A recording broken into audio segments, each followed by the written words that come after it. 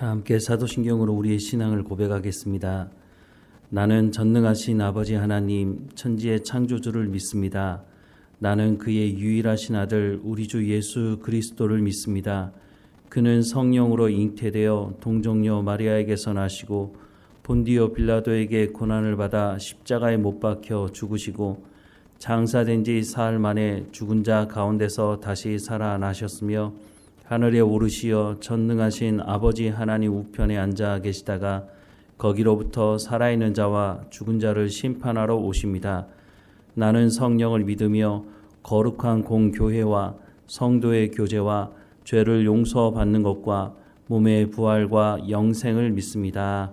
아멘. 찬송가 86장 함께 찬양하겠습니다. 86장 함께 찬양하겠습니다.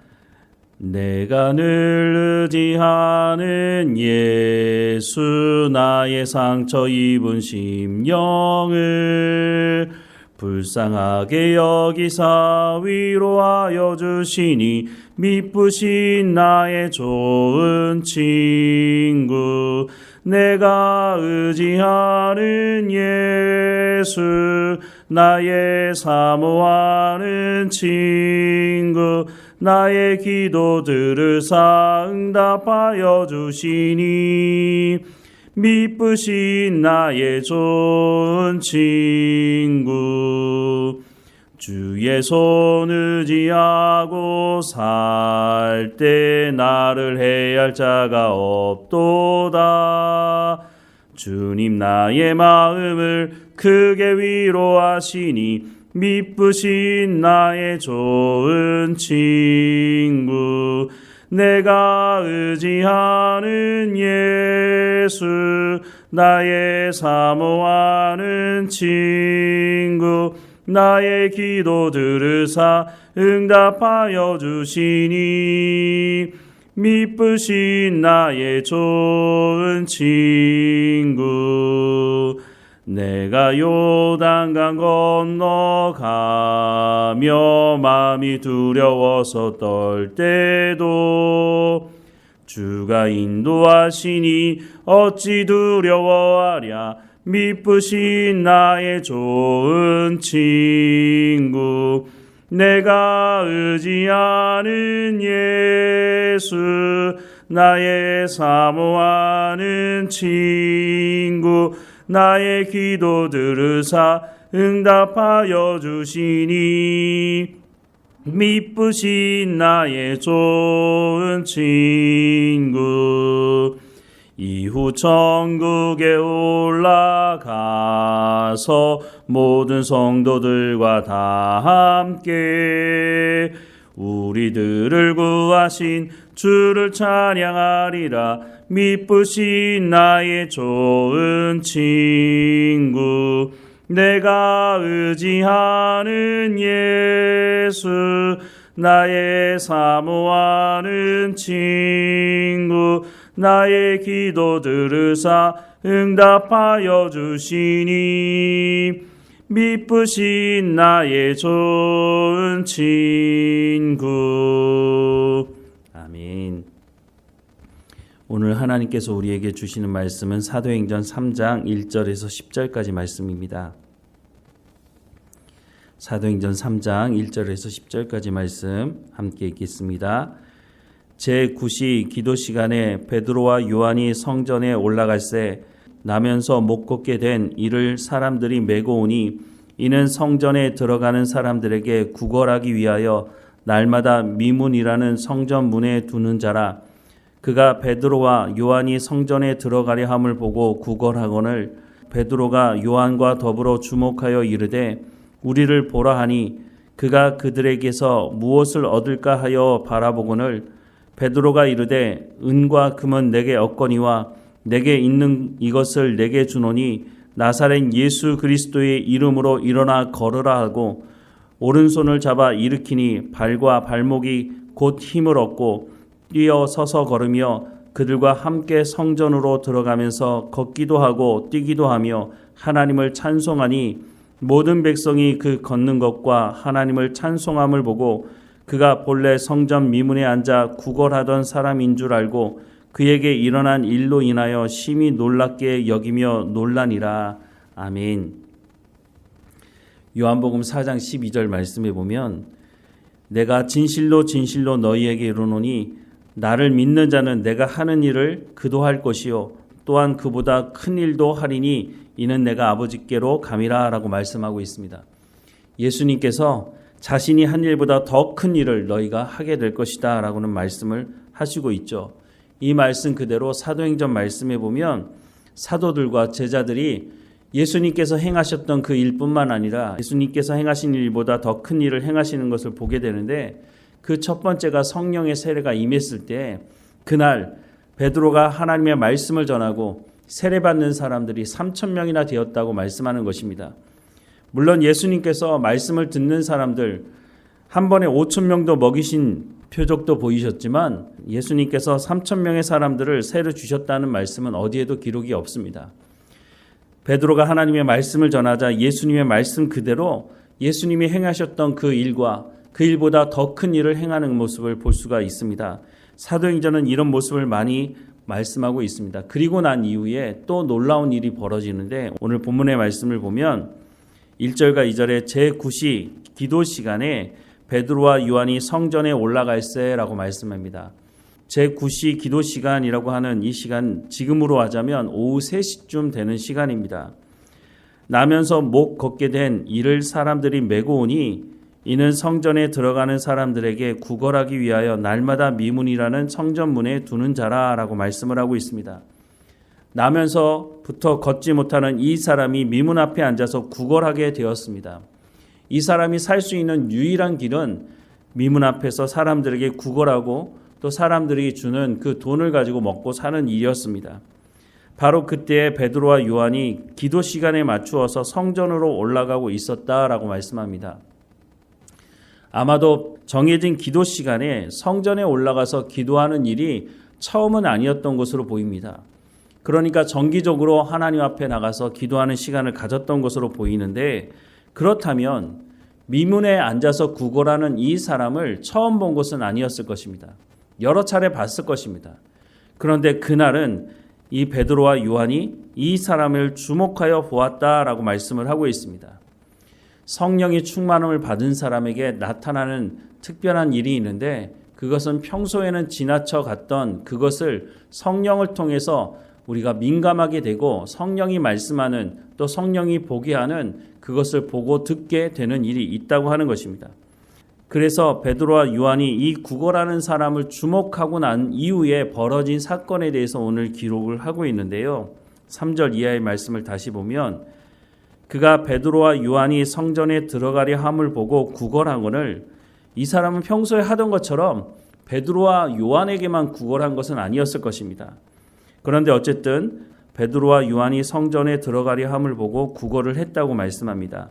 4절 이하의 말씀에 베드로가 요한과 더불어 주목하여 이르되 우리를 보라 하니 그가 그들에게서 무엇을 얻을까 하여 바라보거늘 베드로가 이르되 은과 금은 내게 없거니와 내게 있는 이것을 내게 주노니 나사렛 예수 그리스도의 이름으로 일어나 걸으라 하고 오른손을 잡아 일으키니 발과 발목이 곧 힘을 얻고 뛰어 서서 걸으며 그들과 함께 성전으로 들어가면서 걷기도 하고 뛰기도 하며 하나님을 찬송하니 모든 백성이 그 걷는 것과 하나님을 찬송함을 보고 그가 본래 성전 미문에 앉아 구걸하던 사람인 줄 알고 그에게 일어난 일로 인하여 심히 놀랍게 여기며 놀라니라 라고 말씀을 하고 있습니다. 하나님의 놀라운 역사를 보고 사람들이 놀랄 수밖에 없는 것이죠.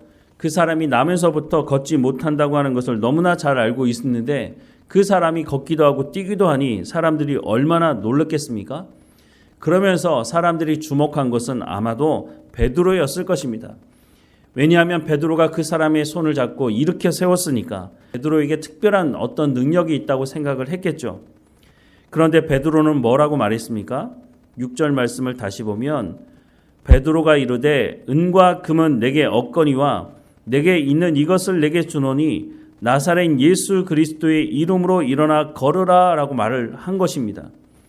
아마도 이 미문 앞에서 구걸하던 사람은 베드로가 나를 보라고 말할 때 나에게 돈을 주나 보다 이런 생각을 했겠죠. 그런데 첫 마디가 은과 금은 내게 없거니와 라는 말을 시작하고 있습니다. 얼마나 황당했을까요? 구걸하는 사람에게 가장 필요한 것 은과 금 아니겠습니까? 그런데 은과 금이 없다고 말하니 아니 나한테 약 올리려고 하는 얘기야? 이런 생각을 하지 않았겠습니까? 그런데 그 뒤에 말이 내게 있는 이것을 내게 주노니 라고 말하고 있습니다. 은과 금은 없는데 도대체 뭐가 있단 말이냐 라는 생각을 하겠죠. 그런데 꺼내는 말이 나사렛 예수 그리스도의 이름으로 일어나 걸으라 라고 말씀을 하고 있다고 하는 것입니다. 미문에 앉아서 구걸하는 사람에게 가장 필요한 것이 무엇이었겠습니까? 돈 아닙니까? 이 사람이 먹고 살아야 되는 그 돈이 필요한데 그 돈은 없는데 나사렛 예수 그리스도의 이름으로 일어나 걸으라고 말하니 이 얼마나 황당한 말입니까? 나는 태어나면서부터 걷지 못했는데 나한테 일어나 걸으라고? 이 사람 나를 모욕하고 있네? 이런 생각이 들지 않았겠습니까? 그런데 그 오른손을 잡고 일으켜 세울 때 그 발과 발목에 힘이 들어가고 이 사람도 얼마나 놀랐겠습니까? 한 번도 걸어보지 못한 사람이 아니 나사렛 예수 그리스도가 누군지 내가 어떻게 아나? 물론 소문은 들었을 것입니다. 예수라고 하는 사람이 십자가에 못 박혀 죽었다는 그 소문은 들었지만 그 죽은 사람이 그 이름이 나에게 무슨 영향력이 있을까 하는 생각을 했겠죠. 그런데 베드로가 그 사람의 손을 잡고 이렇게 세웠을 때에 예수 그리스도의 이름을 통해서 그 사람이 걷게 되고 이 사람이 하나님을 찬양하는 일들이 벌어지게 되었다고 성경은 말씀해 주고 있습니다. 앞서도 말씀을 드렸지만 이 일이 일어나고 사람들이 놀랐다고 말하고 있습니다. 무엇 때문에 놀랐을까요? 아마도 예수 그리스도의 이름, 그 이름 때문에 놀란 것이 아니라 베드로가 이 미문 앞에 앉아 있는 사람, 나면서부터 걷지 못한 이 사람을 일으켜 세운 그 베드로 때문에 놀라지 않았을까 하는 생각을 합니다. 그런데 오늘 사건을 통해서 앞으로 사도행전에서 나타나는 많은 사건들, 많은 하나님의 이적들을 이 모든 것이 어떤 방향을 향해야 하는지를 말씀해 주고 있는데 베드로는 이 사건을 통해서 자신의 이름을 드러내지 않고 있다고 하는 것입니다. 베드로가 이 사건을 통해서 하나님의 말씀을 전하게 되는데 그 어떤 말씀에도 베드로가 이 일을 행했다고 내가 특별하기 때문에 나에게 집중하라고 그런 말을 하는 것이 아니라 이 미문 앞에 앉아있는 이 사람을 일으켜 세울 때 나사렛 예수 그리스도의 이름을 말했던 것처럼 베드로가 전하는 그 복음 안에는 예수 그리스도가 중심이 되어 있다고 하는 것을 알 수가 있는 것입니다. 우리도 이런 유혹 가운데 빠질 수 있습니다. 우리를 통해서 어떤 하나님의 놀라운 일들이 일어날 때 사람들이 우리를 주목할 때 그래 내가 특별하니까 내가 이 정도 헌신하고 내가 이 정도 했으니까 사람들이 나에게 주목하는 게 너무 당연해 이런 생각에 빠질 수가 있다고 하는 것이죠. 그랬다가는 우리가 큰 코 다치는 일이 벌어지고 말 것입니다. 베드로는 너무나 잘 알고 있었습니다. 이 일이 자신이 특별해서가 아니라 이미 예수님을 3번 부인했던 그 베드로가 예수님께서 네가 나를 사랑하느냐라고 했을 때 부끄러워서 말조차 제대로 하지 못했던 그 베드로였다고 하는 것을 자신이 너무나 잘 알고 있었다고 하는 것입니다. 이 미문 앞에 앉아있는 이 사람이 일어나게 된 것이 자신에게 능력이 있는 것이 아니라 예수님의 이름에 능력이 있다고 하는 것을 베드로는 너무나 잘 알고 있기 때문에 자신의 이름, 자신에게 주목하는 그 사람들에게 하나님께 집중하라고 예수 그리스도의 이름을 사람들에게 선포했던 것을 우리는 기억해야 할 것입니다. 우리가 예수님을 믿는다고 할 때에 날마다 우리가 주님 앞에 겸손함으로 순종하는 삶을 살아가야 한다고 하는 것을 이 사건을 통해서 오늘 우리에게 다시 말씀해 주고 있는 것입니다. 우리가 주님 앞에 주의 말씀 앞에 날마다 겸손하게 엎드려 하나님의 말씀을 구하고 그 말씀이 이루어졌을 때에 오직 하나님께만 영광이 되는 우리의 삶이 되어야 할 것입니다. 예수 그리스도의 이름의 능력이 있는 것이지 내 이름의 능력이 있는 것이 아니라고 하는 것을 우리가 깨어서 분명하게 마음에 새겨야 할 것입니다. 오늘도 우리를 인도하시는 성령님과 동행하며 하나님의 역사가 일어날 때에 하나님의 은혜가 베풀어질 때에 오직 하나님께만 영광을 돌리는 우리의 삶이 되기를 주님의 이름으로 축원합니다. 기도하겠습니다. 사랑하는 하나님, 베드로를 통해서 놀라운 역사가 일어나는 것을 보게 됩니다. 예수님께서 말씀하신 그대로 예수님이 행하신 일뿐만 아니라 더 큰 일도 하게 하실 것이라고 말씀하시는 그 말씀이 사도행전을 통해서 이루어지는 것을 봅니다. 오늘 우리가 살아가는 우리의 삶의 현장에서도 많은 하나님의 은혜를 경험하고 하나님의 역사를 경험할 때에 우리가 우리의 삶을 드러내지 않게 하시고 우리는 겸손하게 하나님 말씀 앞에 엎드리게 하시고 주의 이름만 드러나게 하시며 하나님께 영광을 돌리는 삶이 될 수 있도록 은혜를 허락해 주옵소서. 하나님, 교만하지 않도록 날마다 겸손하며 내 자신을 낮추며 다른 사람들을 섬기는 삶 가운데로 살아갈 수 있도록 인도해 주옵소서. 오늘도 우리 가운데 맡겨진 모든 일에 충성을 다하게 하시고 오직 하나님께만 영광이 되는 삶이 될 수 있도록 인도해 주옵소서. 우리가 삶을 살아가는 현장에서 우리가 소금으로 빛으로 역할을 감당할 수 있도록 세상 사람들이 우리의 그 착한 행실을 통해서 하늘에 계신 우리 아버지께 영광을 돌리는 일이 일어날 수 있도록 은혜를 허락해 주옵소서. 우리의 입술을 통해서 우리의 삶을 통해서 복음이 증거되는 우리의 삶의 현장이 될 수 있도록 인도해 주옵소서. 어느 곳에 있든지 하나님과 동행하며 참 평안과 참 기쁨과 감사함으로 살아가는 우리의 삶이 될 수 있도록 인도해 주옵소서. 우리의 삶을 주관하시고 인도하시는 하나님께 감사드리고 예수님의 이름으로 기도드립니다. 아멘. 하늘에 계신 우리 아버지, 아버지의 이름을 거룩하게 하시며 아버지의 나라가 오게 하시며 아버지의 뜻이 하늘에서와 같이 땅에서도 이루어지게 하소서. 오늘 우리에게 일용할 양식을 주시고 우리가 우리에게 잘못한 사람을 용서하여 준 것 같이 우리 죄를 용서하여 주시고 우리를 시험에 빠지지 않게 하시고 악에서 구하소서. 나라와 권능과 영광이 영원히 아버지의 것입니다. 아멘.